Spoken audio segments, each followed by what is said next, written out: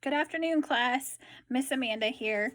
I wanted to continue reading our book, The Warden's Daughter by Jerry Spinelli. Today we're going to work on our visualization skills and our questioning skills. So, first of all, if you guys remember back a couple chapters ago, Miss Cammy had asked her dad if she could have a key to the women's prison yard. She wanted to go and have her conversations that she did outside the fence inside the prison. Now, that's kind of skeptical because it is a prison. It's back in the 1950s, but it's still a prison. They're still prisoners. So her dad said, no, not happening. Sorry. And we left it at that, and the story continued. Now we are on chapter 17 of our book and chapter 18. Well, now the story kind of turns, and I want to read that together. I am providing you guys with a story map, a graphic organizer, explaining kind of what happened in chapter 8, and then also what's going to happen as we read.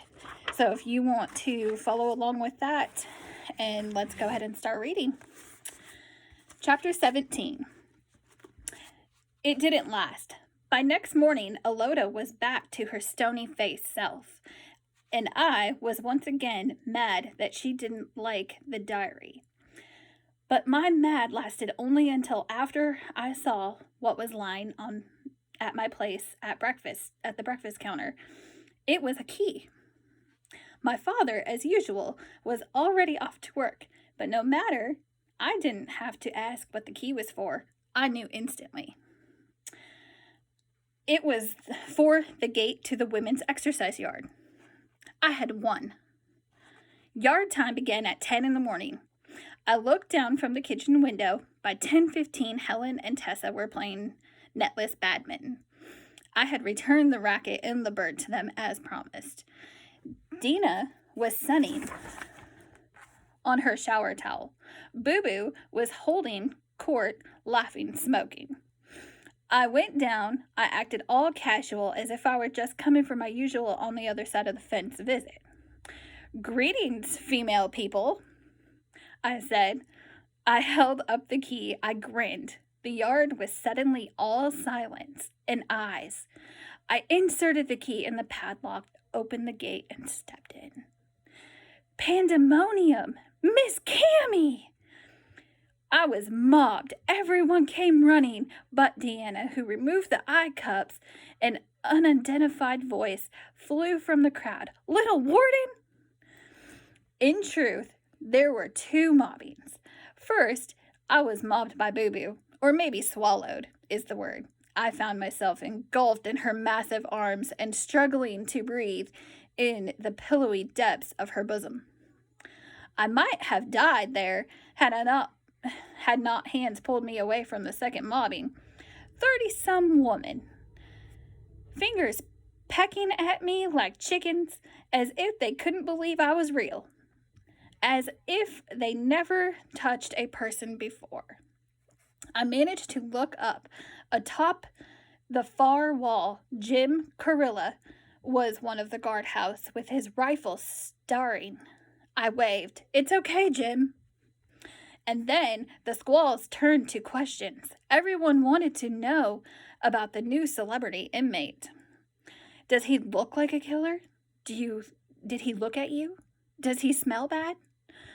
When one of the women said, "They gonna fry that boy," the hubbub came to a sudden stop.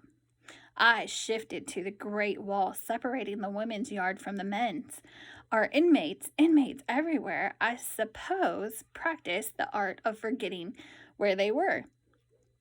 Those with long sentences in particular kept no calendars in their cells to remind them of the endless jail time remaining. They tried to not look ahead, as those afraid of heights are told not to look down. Another way to forget was to busy oneself with the reminders of life on the other side. Cigarettes, reading, radio, the shadow knows, candy. Simple things like daydreaming, sleep were vital in this regard. But there were intrusions that made forgetting impossible. The clack of the guard's bean bopper as he made the count at lights out, sitting on a toilet with no door or walls for privacy, and the grimmest reality check of all, knowing there was among them an inmate headed to death row. It was not the crime he'd committed, but the likelihood that Marvin Edward Baker had a date with the electric chair at Rockview. That was the source of the women's fearful fascination. With their new jailmate, I understood the fascination. I myself could never climb to the Tower of Death and not stare at, not touch, the hangman's noose. The questions and the commotion went on for a while, but in the end, 30 women were no match for Boo Boo. "Okay, enough," she declared, her red-nailed finger flapping. "Let the little girl be." Suddenly, I was slung over her shoulder. Jim's voice barked from the high wall. "Hey!" I craned up, waved, called, "It's okay, Jim. I'm okay." And she hauled me away. Boo Boo deposited me onto the concrete bench in the quiet room. As usual, the place was empty. The only sound was the mini waterfall pouring eternally from the wheelbarrow into the plant-ringed pool. Boo Boo kept squeezing my hands and shoulders, as if making sure I was still in one piece. She smelled like strawberries. She fussed at my hair and clothes. I issued a feeble protest. "Boo Boo, I'm all right. They weren't hurting me." Sudden anger flared into her eyes, as if I'd just put the thought in her head. "They better not," she snarled. I was getting more mothering from Boo Boo in 1 minute than I've ever had from Eloda. In that moment, I wished Boo Boo was our housemaid, and now Boo Boo was showing me a side I'd never seen. Her voice was soft, confidential. Her eyes kept flickering toward the yard, as if someone might discover her not being loud and jolly. She paraded her fingers through my eyes. She smiled hugely, like my nails. Long, bold fingernails on Boo Boo seemed as out of place as lipstick on a hippo. It might have been comical or pointless, but the effect on me was somehow endearing. I nodded, "Cool." "You can touch." I touched one. Her voice went whispery. "Cosmetics ain't allowed. But your daddy lets me." She leaned in. "Your daddy likes me." "I know," I said. And for some reason, I noticed for the first time that several strands of her wild hair were white. It occurred to me that I had never asked Boo Boo my big question. "Do you know Eloda Pupko?" I said. "On gray hair? Hell on wheels outside, I heard." She said, "Why?" "Do you know why she's in?" Her answer came at once. "Firebug. Tried to set the town on fire." She knew the shock on my face, laughed. "Maybe, maybe not. Don't believe everything you hear down here. But I'll tell you right out what that girl's crime is now." "What?" I said. "Snootin'." "Snootin', what's that?" "Snooty. She used to snoot away from the rest of us. Spent all her time in the yard here. You believe it." "Here? The quiet room? Eloda Pupko?" She smacked the seat on the bench. "Here."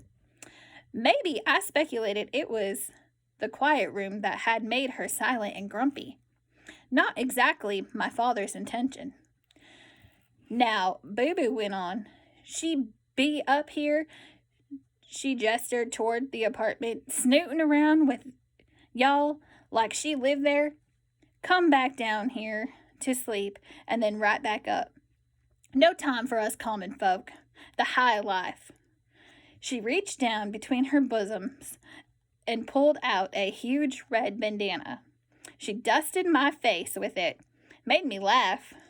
Y'all tell your daddy fire that ornery hair and hire him on Boo Boo. Boo Boo'll do him some dustin' like he ain't never seen. We laughed. She poked me. Pies? You like pies? Love them, I said. Carl makes me a pie every week, she sneered. Shoot, I'll make you a pie every day, soon as I get out of here. What's your favorite kind? Some questions are impossible to answer. All of them, I said. Carl never made you a sweet potato pie, did he? Marshmallow on top? Did he now? No, I conceded. That's going to be your favorite. Boo Boo's sweet potato pie. Day after I get out, the day. She's poked me. I'm walking into reception with that pie in my hands. It's still warm. She took a deep breath and seemed to double her already enormous bulk. Can you smell it? Can you? I think so, I said. I wasn't kidding. And the guard'll say, he goes, shoo. Got there, Miss Boo Boo? He calls me Miss, 'cause I'm out now. And I say, never mind, that's Miss Cammy O'Reilly's. Oh, well then, he says, you go right on up them stairs there. And that's what I'll do. I go up the stairs, and now listen, here's the best part. When I get to the top of them stairs, I won't have to knock on your door. She grinned. She poked me. You know why? I was barely breathing. Why? Because you know it's coming, girl.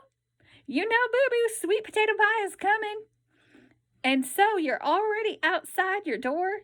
You're sitting on the top step waiting like you do for Santa Claus. She was up now, pacing around the quiet room, waving her arms. And I give you the pie, and I start to go back down them stairs. And you call me back, and you say, Boo Boo, wait, come in. I can't eat all this pie by myself. And that's what we do.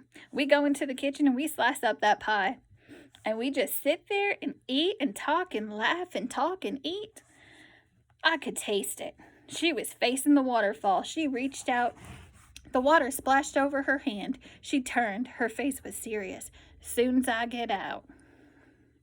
How long, Boo Boo? I said. She gazed up through the glass ceiling. Any day now, she said. My attorney's working on it. I'm surprised I didn't get a phone call already. Her dreamy mood abruptly shifted to instructor as she gave me a lesson in shoplifting. She said, there are 2 rules.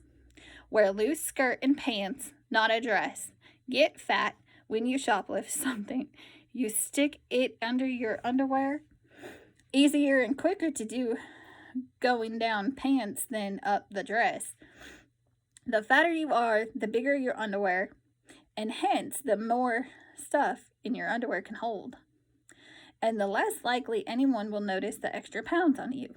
She grabbed a roll of herself and in each hand. Where you think I got all this? I don't know, I said. She crowded Scooper Duper.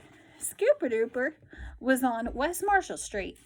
It's the best ice cream place in the world. Really, I said. She jiggled the fat rolls in front of my face.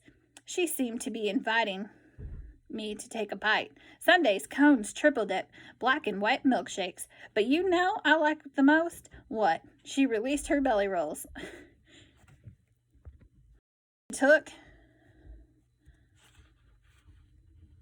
She released her belly rolls. She took a deep breath. Banana splits, she said. It like other people said. Amen.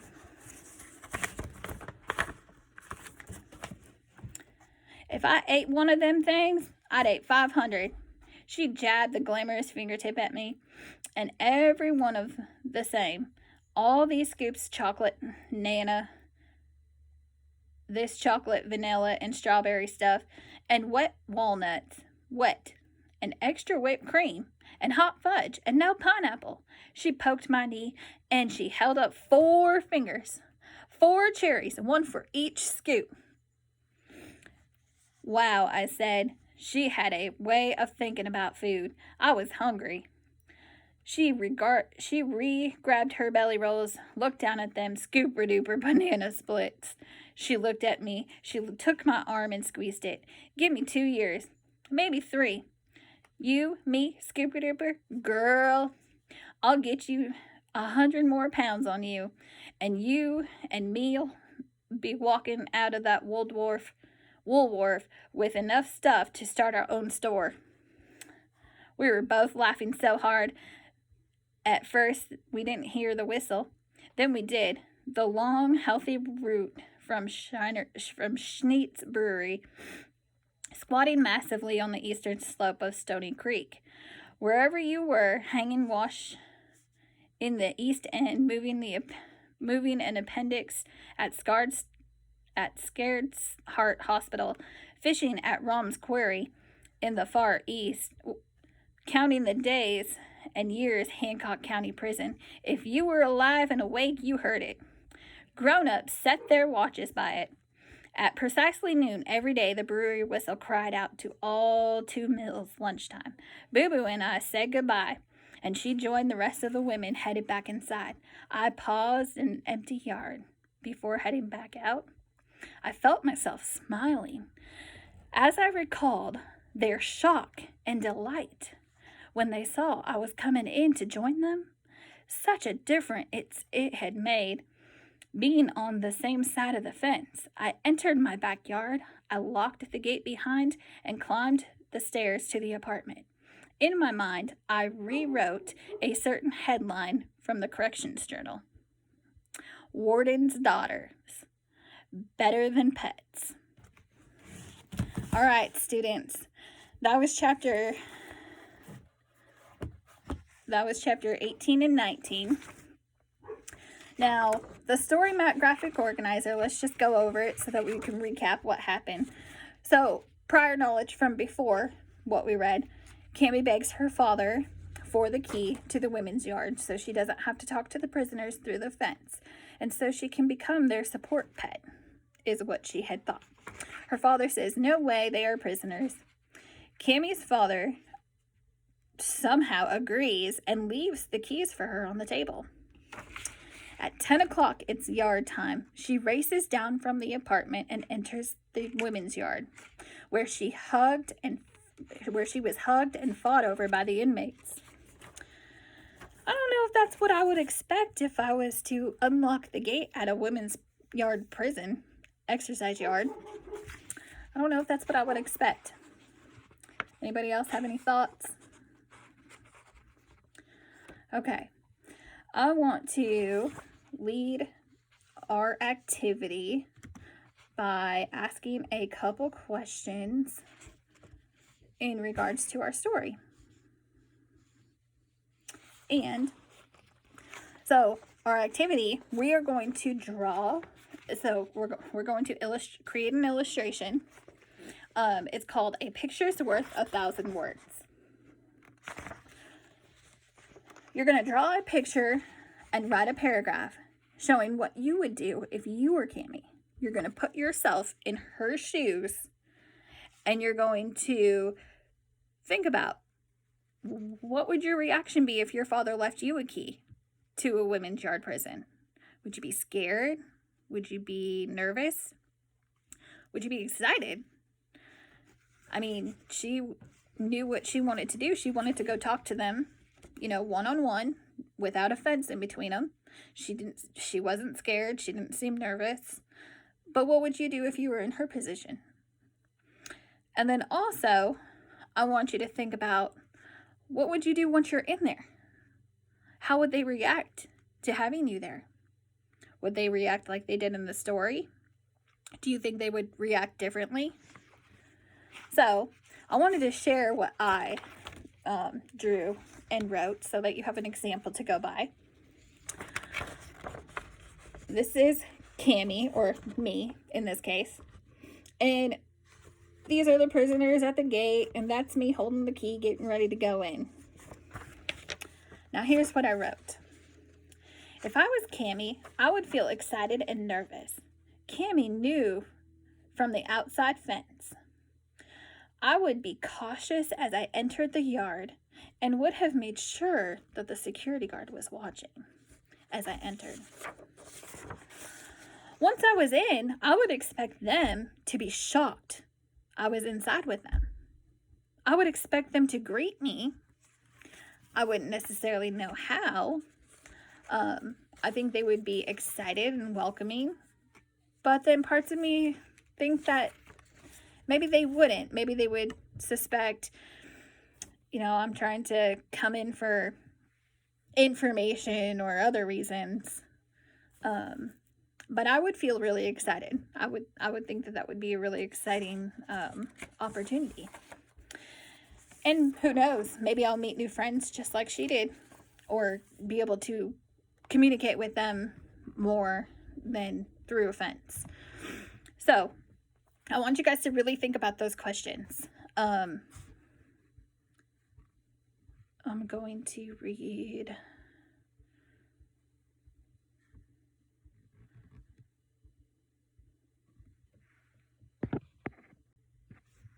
All right, so I want to go over the background knowledge one more time just to make sure that we have it clear, and then also ask the questions one more time just so I can make sure that you guys understand what you're supposed to be doing and everything's clear. So the background context for our story includes what we've talked about. In chapter 8, she asked her father for a key. He denied her. Now the book picks up and her father changed his mind. He left the keys on the counter, or the key on the counter for her, and she instantly knew what it was for. So she takes the key, she waits till 10 o'clock.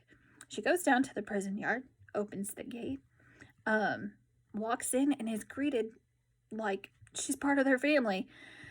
Hugged, fought over, super, super exciting.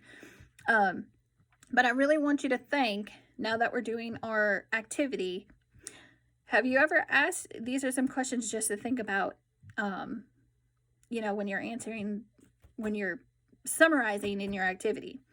Have you ever asked your parents for something and they denied you because they were worried about your safety? How hard did you push? Did they give in? I've been there, done that. My mom, didn't think riding my bike in the street was safe, so she told me no. Have you read about emotional support animals and thought about yourself or other kids taking the place of those emotional support animals? What are some animals that help people emotionally or support people emotionally? Dogs, cats, birds, things like that. And then I also wanted to go over some vocabulary that we read in the book. One word is blundered. So blundered means to move clumsily or as if unable to see. So if you blundered into the kitchen, you clumsily enter the kitchen. Predictably, in a way that can be predicted or expected. So that means that you just expect a certain outcome, and that's your prediction. Another word for prediction. Stony-faced. She explained in the story that a lotus stony face showed again. That just means showing no emotion in one's facial expressions, looking very serious or gloomy. And then also shoplift. That means to steal goods from a store while pretending to be a customer. Now, that is not something that we do. That's not something that is good by any means. So think about those questions, think about those vocabulary, think about the chapter we just read, and go ahead and get started with your activity. I will see you guys in class. Bye. All right, so I want to go over the background knowledge one more time just to make sure that we have it clear, and then also ask the questions one more time just so I can make sure that you guys understand what you're supposed to be doing and everything's clear. So the background context for our story includes what we've talked about. In chapter 8, she asked her father for a key. He denied her. Now the book picks up and her father changed his mind. He left the keys on the counter, or the key on the counter for her, and she instantly knew what it was for. So she takes the key, she waits till 10 o'clock. She goes down to the prison yard, opens the gate, walks in, and is greeted like she's part of their family. Hugged, fought over, super, super exciting.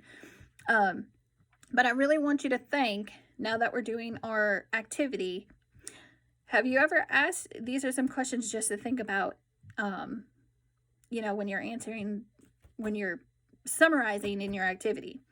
Have you ever asked your parents for something and they denied you because they were worried about your safety? How hard did you push? Did they give in? I've been there, done that. My mom, didn't think riding my bike in the street was safe, so she told me no. Have you read about emotional support animals and thought about yourself or other kids taking the place of those emotional support animals? What are some animals that help people emotionally, or support people emotionally? Dogs, cats, birds, things like that. And then I also wanted to go over some vocabulary that we read in the book. One word is blundered. So blundered means to move clumsily or as if unable to see. So if you blundered into the kitchen, you clumsily enter the kitchen. Predictably, in a way that can be predicted or expected. So that means that you just expect a certain outcome, and that's your prediction. Another word for prediction. Stony-faced. She explained in the story that a lotus stony face showed again. That just means showing no emotion in one's facial expressions, looking very serious or gloomy. And then also shoplift. That means to steal goods from a store while pretending to be a customer. Now, that is not something that we do. That's not something that is good by any means. So think about those questions, think about those vocabulary, think about the chapter we just read, and go ahead and get started with your activity. I will see you guys in class. Bye.